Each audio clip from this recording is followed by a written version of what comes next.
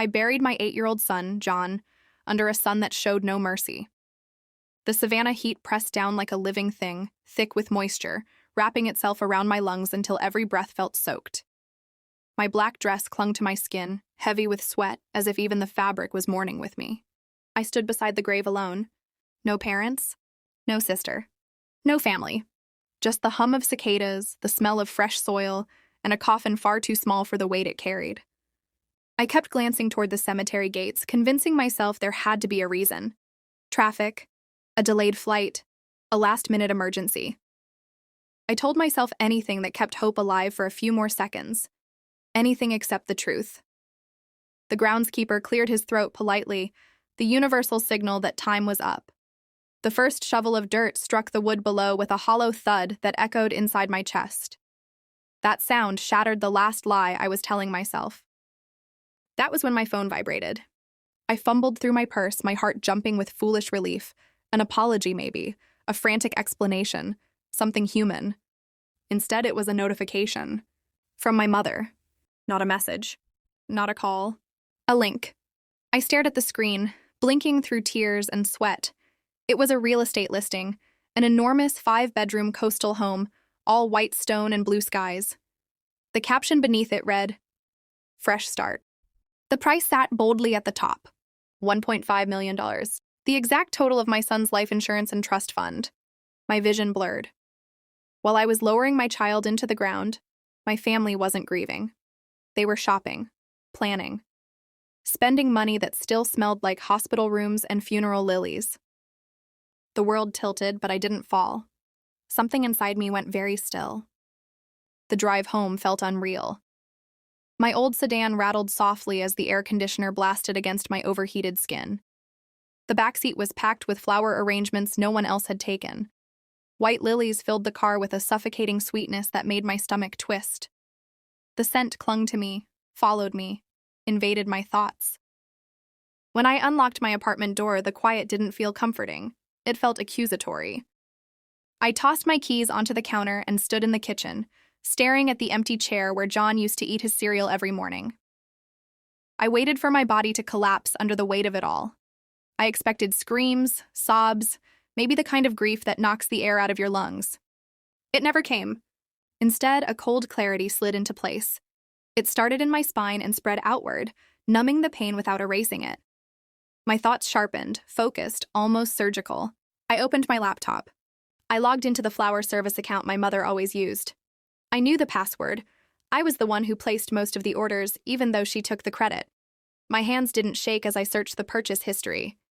There it was. Funeral spray. Order placed 14 days ago. 14 days. They hadn't been caught off guard. They hadn't missed the service by accident. They had planned their absence weeks in advance, neat and intentional, like penciling in a lunch date.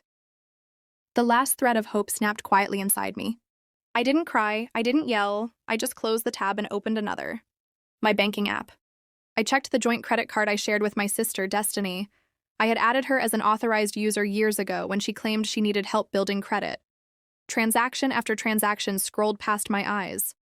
Luxury makeup store, upscale sushi restaurant, rideshare charges across 3 cities.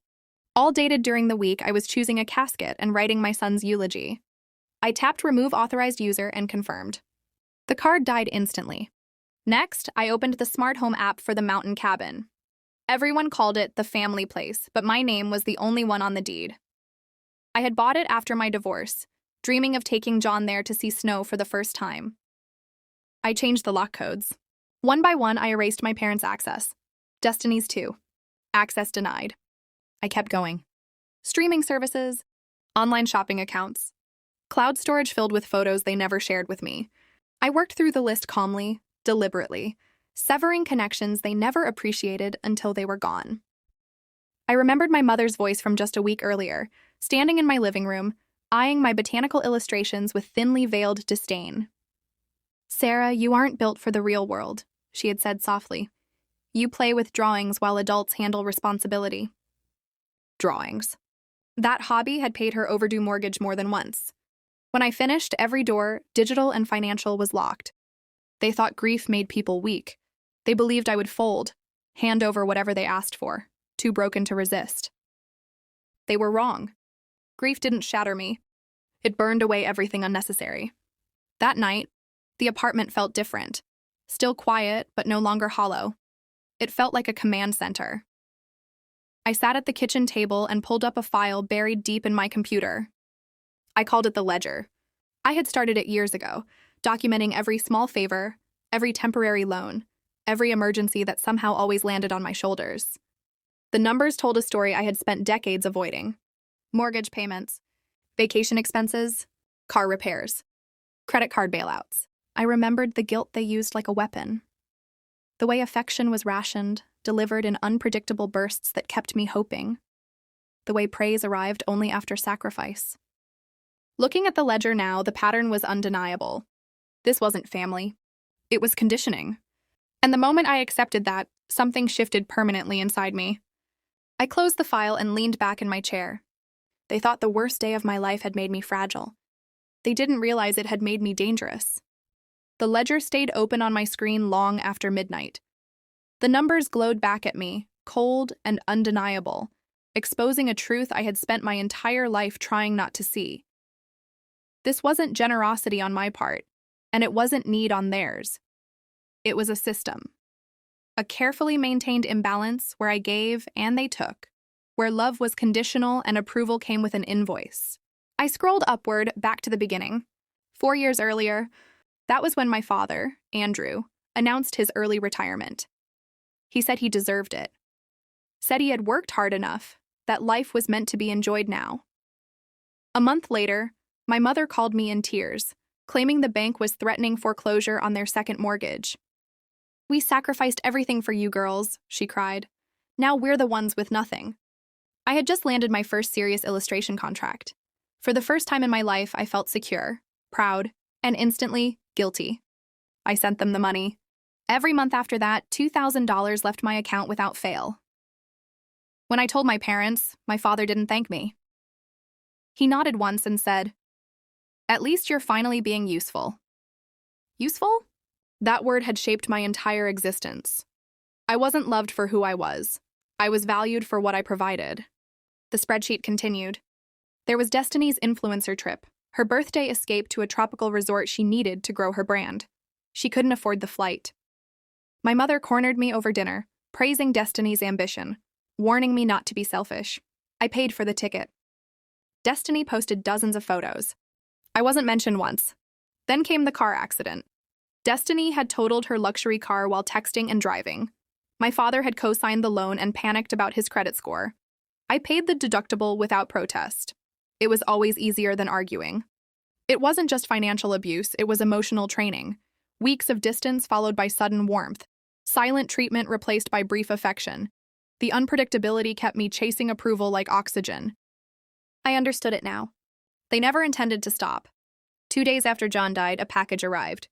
My mother had texted me beforehand. "Sent you something to help. Love you." I opened it with trembling hands, desperate for comfort. Inside was a stack of overdue notices, credit cards, foreclosure warnings, final demands, all addressed to my parents or Destiny. On top sat a yellow sticky note. "Do the right thing, Sarah. Family helps family." That was their sympathy. A bill disguised as love. The shame I had carried for years burned away. In its place was something steady and resolute. Anger, yes, but controlled. Focused. The knock came the next afternoon. Not gentle, not patient. Entitled, I checked the door camera. My parents stood there, perfectly composed. I unlocked the door before they could knock again. Andrew pushed past me without a word, heading straight for the kitchen. He opened the fridge, inspecting it like a crime scene. "Expired," he muttered, tossing food into the trash. "Wilted." My mother drifted through the living room, eyes scanning the walls where my artwork hung. "It's so dark in here," she said softly. "These paintings, they're obsessive. You're not coping well." I folded my arms. "What do you want?" She turned to me, her face already arranged into concern. "We're worried about you, Sarah. We spoke to a specialist." She reached into her handbag and placed a thick document on the table. "A voluntary conservatorship," she explained, "just for finances, until you're stable again. We'll manage John's trust, take the pressure off." My stomach dropped. "And if I don't?" I asked. Andrew slammed the fridge shut. "Then we escalate. We call the authorities. File for involuntary commitment. We have statements, emails, evidence. Evidence I knew didn't exist. I looked at my mother. Her expression was eerily calm. They had convinced themselves they were heroes, that stealing from me was an act of love. Outside, parked illegally, Destiny sat in her white SUV. A ring light glowed on her dashboard. She wasn't here to help. She was recording.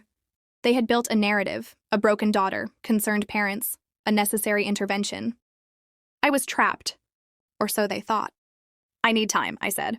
You have 24 hours, Andrew replied. They left the papers behind. As the door closed, my mother touched my cheek. Her hand was cold. We love you, she whispered. This is for your own good. I locked the door and stared at the documents. They believed they had won. They had no idea the game was about to change. I picked up my phone and made one call.